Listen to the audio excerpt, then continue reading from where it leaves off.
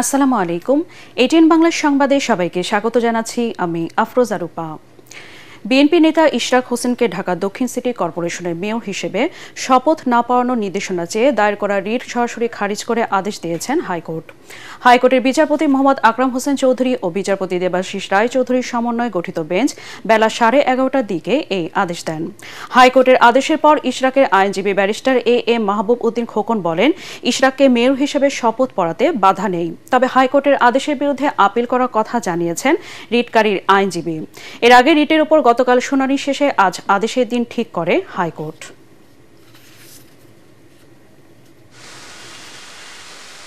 আজকে এটা প্রমাণিত হয়েছে যে আইনি প্রক্রিয়ায় ইশরাক সাহেবকে মেয়র হিসাবে শপথ নিতে এই সংশ্লিষ্ট মন্ত্রণালয়ের আর কোনো বাধা থাকলো না।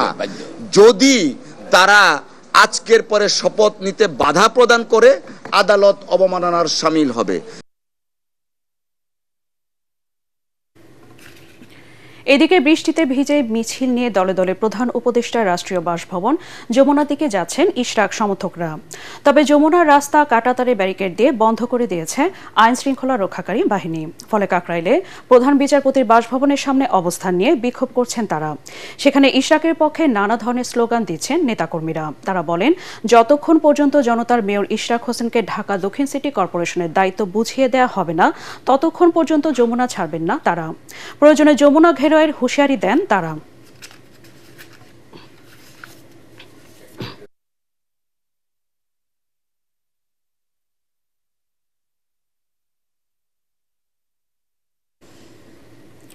এই মুহূর্তে কাকরাইল মোড়ে আছেন আমাদের সহকর্মী মিজান শাহজাহান। আমরা সরাসরি চলে যাচ্ছি তার কাছে।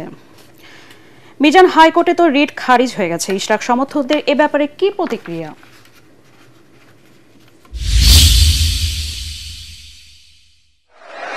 রূপা, আপনি দেখতে পাচ্ছেন যে যখনই হাইকোর্টের থেকে আদেশটি তারা জানতে পেরেছেন যে ইশরাক হোসেনের মেয়র হিসাবে শপথ গ্রহণে আর কোনো বাধা নেই, এই খবরটি শোনার পরে ইশরাক ভক্তরা তথা ইশরাকের কর্মী সমর্থকরা আপনি দেখতে পাচ্ছেন যে হাইকোর্টের ঠিক পাশেই মৎস্য ভবন মোড়ে কিভাবে উল্লসিত হয়ে পড়েছেন।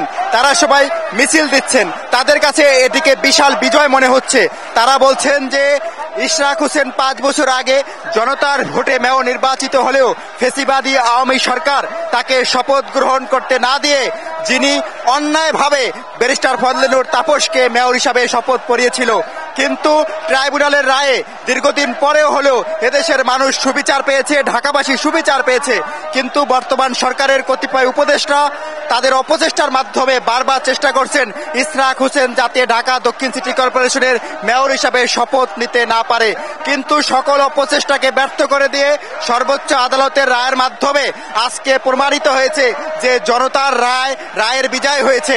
এজন্য আদালতের প্রতি কৃতজ্ঞতা জানান এবং এই সমস্ত বক্তরা এখান থেকে বলছেন তারা নতুন করে আর কোনো টালবাহানা দেখতে চান না। তারা চান যে দীর্ঘদিন সেবা বঞ্চিত মানুষ, গত 5 বছর পর্যন্ত ঢাকা দক্ষিণ সিটি কর্পোরেশনের মানুষ যে সেবা বঞ্চিত ছিল তারা যেন সেই সেবা পায়, সেজন্য অনতি বিলম্বে যেন ইশরাক হোসেনকে শপথ পড়ানো হয়, সেই সুযোগ তারা চাচ্ছেন। এখানে একটি গুঞ্জন এসেছে যে স্থানীয় সরকার মন্ত্রণালয় থেকে নির্বাচন কমিশনে চিঠি দেওয়া হচ্ছে যেন অবিলম্বে ঢাকা উত্তর ও দক্ষিণ সিটি কর্পোরেশনের তফসিল ঘোষণা করা হয়। ইশরাক সমর্থকরা বলছেন এটি একটি অপচেষ্টা, কোন ধরনের অপচেষ্টা করে ইশরাক হোসেনের শপথ গ্রহণ যেন বিলম্বিত করা না হয় অথবা তাকে শপথ গ্রহণ থেকে যেন বিরত রাখা যায়। এরকম কোন প্রক্রিয়া যদি সরকার অবলম্বন করে বা কোনো উপদেষ্টা অবলম্বন করে তাহলে সে সমস্ত উপদেষ্টার পদত্যাগের দাবিতে এবার যেরকম রাজপথে নেমে এসেছেন ইশরাক ভক্তরা, আগামীতে তারা এর চেয়ে বড় দুর্বার আন্দোলন নিয়ে তারা রাজপথে নেমে আসবেন বলে রূপা আমাদের জানিয়েছেন। এ হচ্ছে রূপা আমার কাছে মৎস্য ভবন মোড়ে ইশরাক ভক্তদের উল্লাসের সবশেষ খবর। রূপা। মিজান, আপনাকে ধন্যবাদ। হত্যাসহ একাধিক মামলায় মানিকগঞ্জ 2 আসনের সাবেক সংসদ সদস্য ও কণ্ঠশিল্পী মমতাজ বেগমকে আদালতে নেওয়া হয়েছে। সকালে তাকে মানিকগঞ্জ চিফ জুডিশিয়াল ম্যাজিস্ট্রেট আদালতে নেওয়া হয়। এর আগে 4 দিনের রিমান্ডে জিজ্ঞাসাবাদ শেষে মমতাজকে কাশিমপুর কেন্দ্রীয় কারাগারে পাঠান ঢাকার চিফ মেট্রোপলিটন ম্যাজিস্ট্রেট আদালত। মানিকগঞ্জের সিংগাইর থানায় হত্যার অভিযোগ ও হরিরামপুর থানায় হামলা, মারধর ও ভাঙচুরের অভিযোগে করা মামলার প্রধান আসামি মমতাজ। এছাড়া ঢাকার বিভিন্ন থানায় তার বিরুদ্ধে হত্যাসহ বিভিন্ন অভিযোগে মামলা রয়েছে।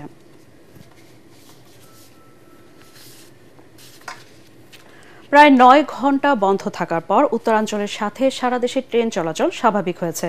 গতরাত 9:30টার দিকে জয়পুরহাটে তেলবাহী একটি ট্রেন লাইনচ্যুত হলে উত্তরবঙ্গের সাথে সারা দেশে ট্রেন চলাচল বন্ধ হয়ে যায়। সদর উপজেলার পুরানপৈল এলাকার E84 নম্বর রেলগেটের কাছে এই দুর্ঘটনা ঘটে। জয়পুরহাট রেল স্টেশনের সহকারী মাস্টার নাহিদা আক্তার বলেন, চট্টগ্রাম থেকে ছেড়ে আসা একটি তেল বোঝাই ট্রেন জয়পুরহাট রেল স্টেশন অতিক্রম করে লাইনচ্যুত হয়। এতে ঢাকাগামী নীলসাগর এক্সপ্রেস, খুলনাগামী সীমান্তর এক্সপ্রেস এবং পার্বতীপুরগামী একটি লোকাল ট্রেনের চলাচল বন্ধ হয়ে যায়, ফলে যাত্রীদের চরম ভোগান্তিতে পড়তে হয়।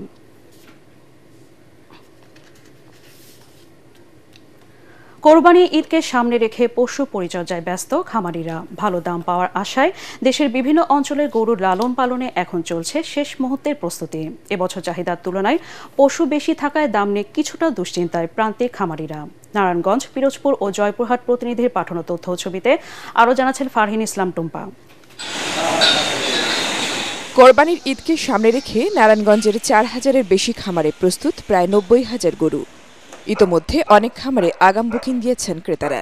গতবার আমি ইমপেক্স থেকে গরু কিনছি, আলহামদুলিল্লাহ গরুটা খুব ভালো পড়ছে। আবার আসছি এবার একটা গরু নেওয়ার জন্য। আমরা ঘাস খাওয়াই, কুড়াবুসি খাওয়াই, এর সাথে আমাদের কোনো মেডিসিন নাই। এবারও অস্থায়ী হাটের পাশাপাশি পশু যোগানে খামারগুলো ভূমিকা রাখবে বলছে জেলা প্রাণী সম্পদ অফিস। গত বছর প্রায় 400 থেকে 450 কোটি টাকার টোটাল একটা বাজার ছিল, কুরবানির বাজার ছিল এই নারায়ণগঞ্জে। আশা করতেছি এইবারও এরকম। পিরোজপুরের 5000 খামারে বিক্রির জন্য তৈরি প্রায় 46,000 পশু। 3 মণ ওজনের দেশি গরু থেকে শুরু করে 1.5 টন ওজনের ফ্রিজিয়ান, শাহিওয়াল ও ইন্ডিয়ান বোল্ডারের মতো বড় জাতের গরু রয়েছে এসব খামারে। মোটা তাজা করার জন্য কোনো ইনজেকশন দেওয়া হয় না, কোনো কেমিক্যাল খাওয়ানো হয় না। আমাদের গরু টেকসই। কোরবানির পশুর মান নিয়ন্ত্রণে মনিটরিং করা হচ্ছে নিয়মিত। জনস্বাস্থ্যের জন্য ক্ষতিকর এরকম হরমোন অথবা আমাদের স্টেরয়েড ব্যবহার আমরা সম্পূর্ণরূপে মোটামুটি নিবৃত্ত করতে পেরেছি। জয়পুরহাটের প্রায় 20,000 খামারে কোরবানির জন্য প্রস্তুত 3,16,000 পশু। রোগবালাই এড়াতে পরামর্শ ও সহযোগিতা দিচ্ছে জেলা প্রাণী সম্পদ বিভাগ। আমরা যেভাবে গরু লালন পালন করছি, এইবার ঈদে আমরা আমাদের কাঙ্ক্ষিত দামটা পাবো। মায়ানমার বা ইন্ডিয়া থেকে যদি গরু প্রবেশ না করে, তাহলে বর্তমান দেশি খামারিরা লাভবান হতে পারবে। বড় গরুগুলোর চাহিদা একটু কম, সেটা আমরা চেষ্টা করছি অনলাইন প্ল্যাটফর্ম ভিত্তিক বিক্রয়ের ব্যবস্থা গ্রহণ করে এই গরুগুলোকে বিক্রি করার জন্য।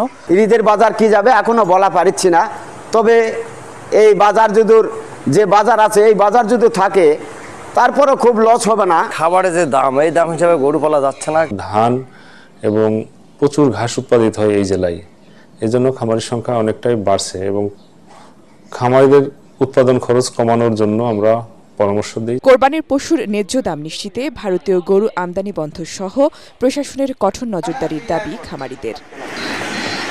ফারহিন ইসলাম টুম্পা, ATN বাংলা। এবারে আন্তর্জাতিক।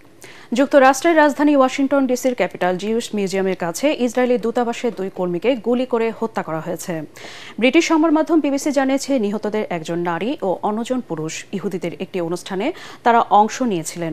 স্থানীয় সময় বুধবার রাত 9:05 অনুষ্ঠান শেষে বের হওয়ার সময় তাদের উপর খুব কাছ থেকে গুলি চালানো হয়। এতে ঘটনাস্থলেই তারা নিহত হন। পুলিশ হামলার ঘটনায় শিকাগো থেকে আসা ইলিয়াস রদ্রিগেজ নামের এক সন্দেহভাজনকে হেফাজতে নিয়েছে। জাতিসংঘে নিযুক্ত ইসরায়েলের রাষ্ট্রদূত এই ঘটনাকে ইহুদি বিদ্বেষী সন্ত্রাসী হামলা বলে অভিহিত করে তীব্র নিন্দা জানিয়েছেন।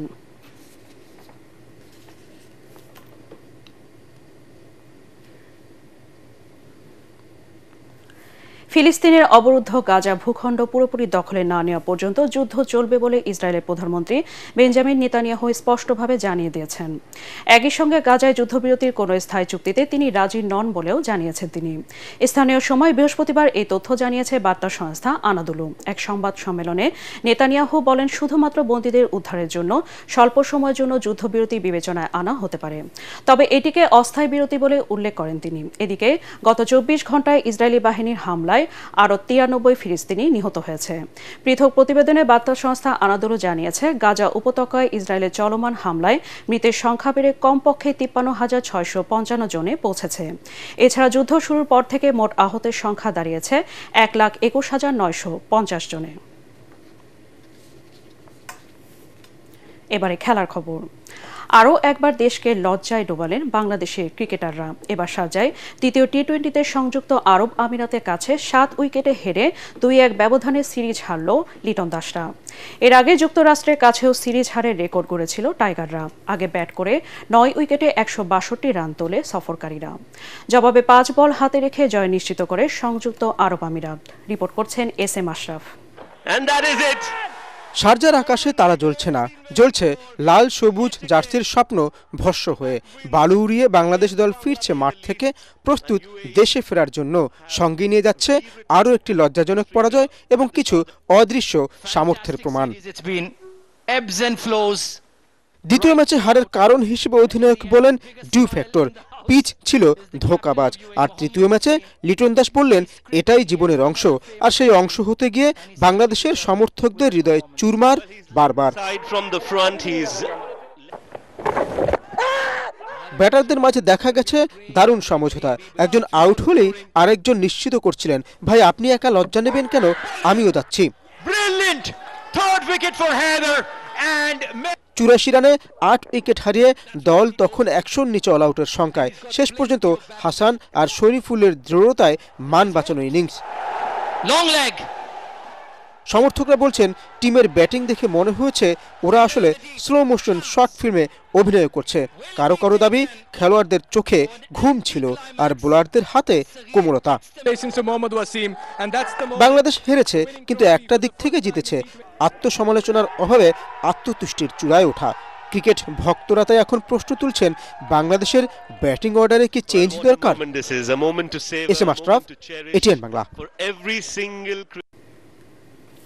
পরবর্তী সংবাদ দেখার আমন্ত্রণ জানিয়ে এখনকার মতো শেষ করছি। ATN বাংলার সংবাদ ইউটিউবে দেখতে ব্রাউজ করুন youtube/ATN বাংলা নিউজ। ধন্যবাদ সবাইকে।